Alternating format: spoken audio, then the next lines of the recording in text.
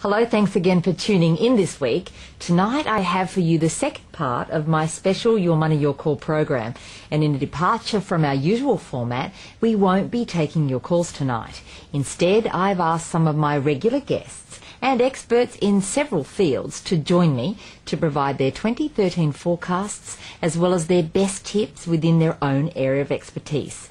Joining me on this special program tonight will be Ben Kingsley from Empower Wealth and PIPA, discussing the property industry and its players. Kate Bakos, also from Empower Wealth, with her auction strategies. Rich Harvey from Property Buyer with his granny flat tips. And Michael Tees from Tees Lawyers, talking about those building defects. I'm excited about such a great lineup, so welcome to the program and let's get started by chatting with Ben Kingsley, who tonight represents PIPA. Hi Ben. G'day Margaret, how are you? Thanks for being here. Pleasure. Now, first of all, we probably should explain to the viewers what PIPA is. Well, PIPA is the Property Investment Professionals of Australia. We're Australia's peak industry association for property investment professionals. Okay, so when you say Industry Association for Property Investment Professionals, I assume you're talking about the industry that people work in where they provide some kind of property advice or otherwise help investors to buy property as an investment. That's right, Margaret. Basically, the industry is made up of a lot of professional practitioners. We're talking about real estate agents, we're talking about financial planners, we're talking about tax agent accountants, we're talking about property investment advisors, valuers, lenders. So it's quite a large industry, and I think we need to recognise that when you're actually going to invest in property, you want to be dealing with a lot of investment professionals because you may need to get specific advice about tax, you may need to get specific advice about lending. So they're the important things that people need to understand. So the association is basically bringing all those professional people together as a means to help consumers better identify the professionals within our industry. Now, Ben, you're a board member of PIPA, as am I, in fact, and that's essentially how we know each other. Are there any stats out there that give us an idea of the size of the property investment industry? There are, Margaret. I mean, we just saw the census data release. There's about 9.1 million dwellings that are available inside the residential market. So that's dwellings for people to live in. So that's a growth of around 140 to 150,000 new dwellings coming online every year.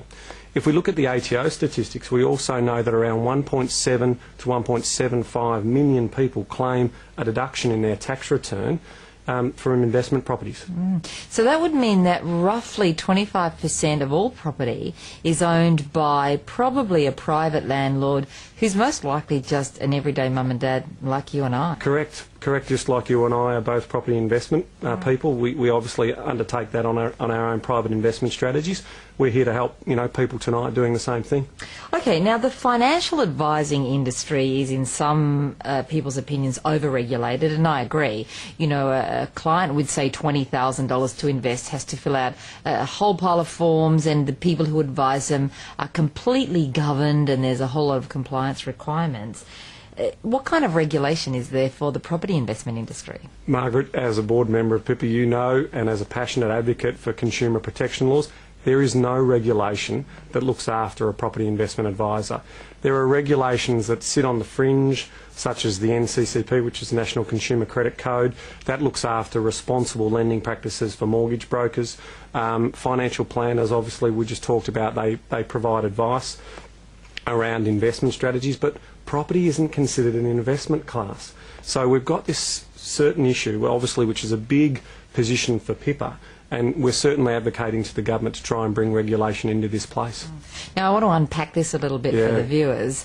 What this means as a bottom line, and this might sound like I'm exaggerating, but I don't believe I am. Anybody, let's say it could be somebody who left school last year, decides that they'd rather not go into an apprenticeship to become a carpenter. Instead, they'd like to give people advice on how to buy property as an investment. They can hook up with a company. They can then be seeing people, giving them advice on how to spend essentially an unlimited amount of money, or however much that person can borrow, which could be millions.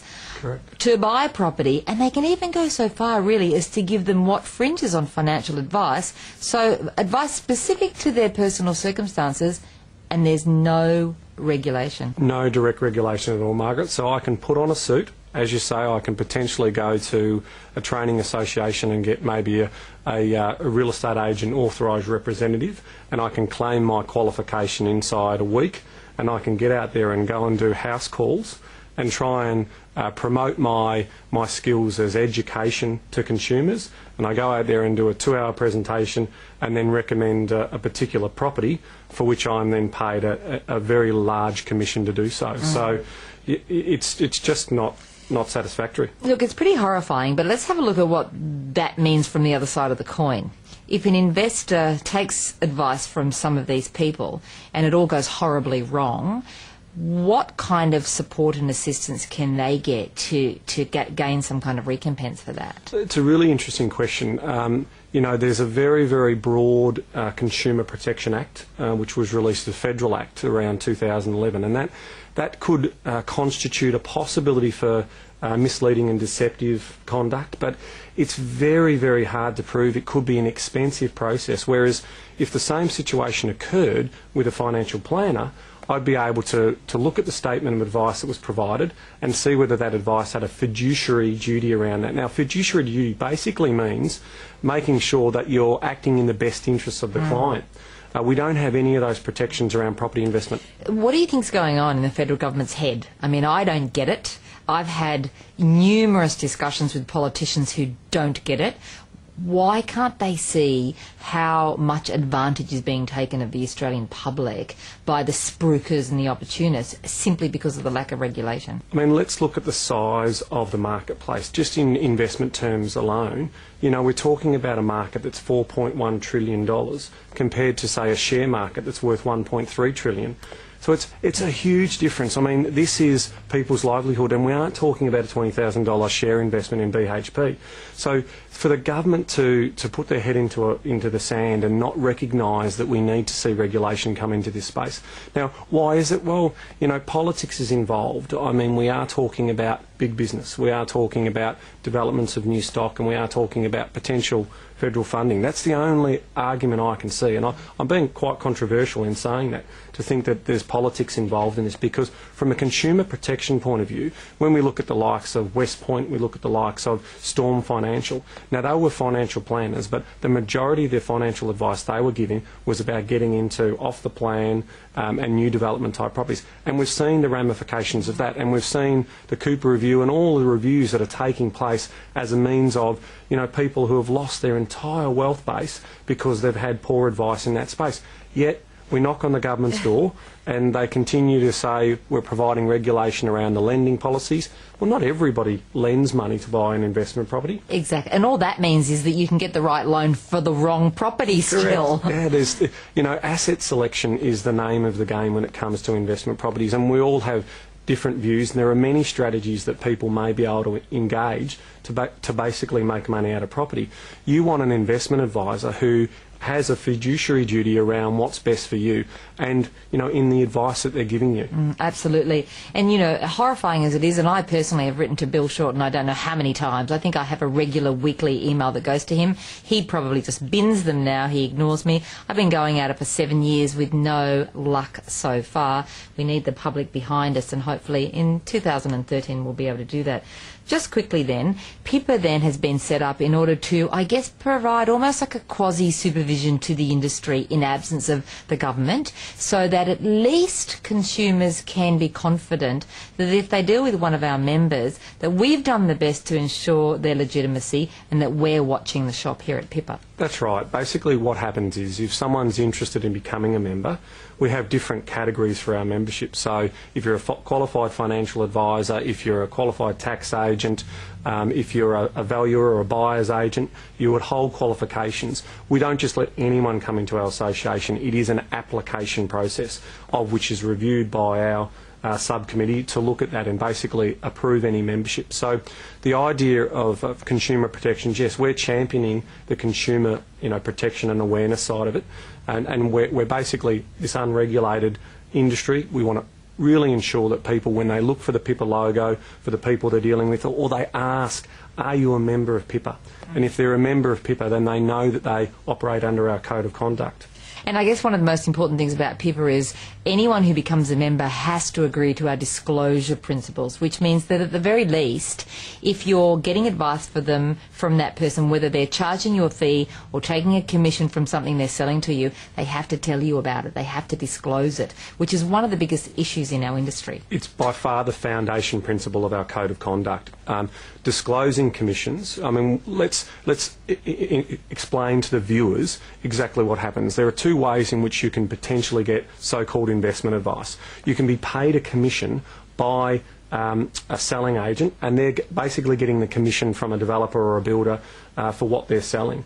Now, if we look at that, we say usually they're newer properties. That represents 3% of the marketplace. 3% of the property marketplace, and they're giving all this advice and showing all this research around it.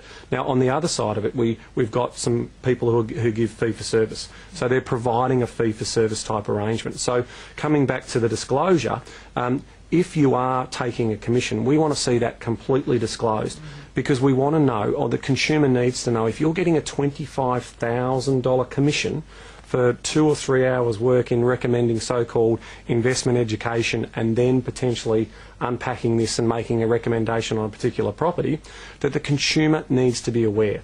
And then if they still feel comfortable about proceeding based on the full knowledge that they've got, then we endorse that. If they don't feel comfortable with that, then, you know, keep asking those questions. Okay, now we're almost out of time, and I think we could talk all night about this. I'm certainly just as passionate as you are, and I think that's why we both volunteer for this board and why we've stuck at it for so long. Protecting consumers is the most important thing for us, but consumers need to protect themselves as well. I'm constantly surprised at some of the things consumers do, which I think to myself, why would you have done that? Why wouldn't you have asked the question? Couple of quick tips from you on what can they do to protect themselves? Look, the big ones is when people are listening to quotations around performance, that properties double every 10 years, to ask for further clarification. You're not buying the entire market, you're buying one property at a time. You want to know what that area's been doing, and you want to know the growth drivers of that area. So coming back to your point, Margaret, ask, ask, ask. That's the best way to be. If the other final point I make is this urgency. When you're getting pushed into a corner, or the pressure or the opportunity is about to lapse, you know that you're being sold that opportunity. You can invest in property today, tomorrow, in 10 years or 20 years' time. The opportunity must meet your needs, so don't feel pressured that you're going to miss out on that opportunity. Okay, so don't sign anything straight up. Very quickly, because we've only got about 10 seconds left, what's your best tip for 2013 for investors? Get professional advice. Excellent. Sounds like a great tip. Thanks for joining me tonight on this special New Year's Eve edition of Your Money, Your Call, where we've just been speaking to Ben Kingsley from PIPA, and Ben has given us some great information. It's time now to take a short break, but stay with us. When we come back, we're going to be talking to Kate Bakos about option strategies. Don't go away.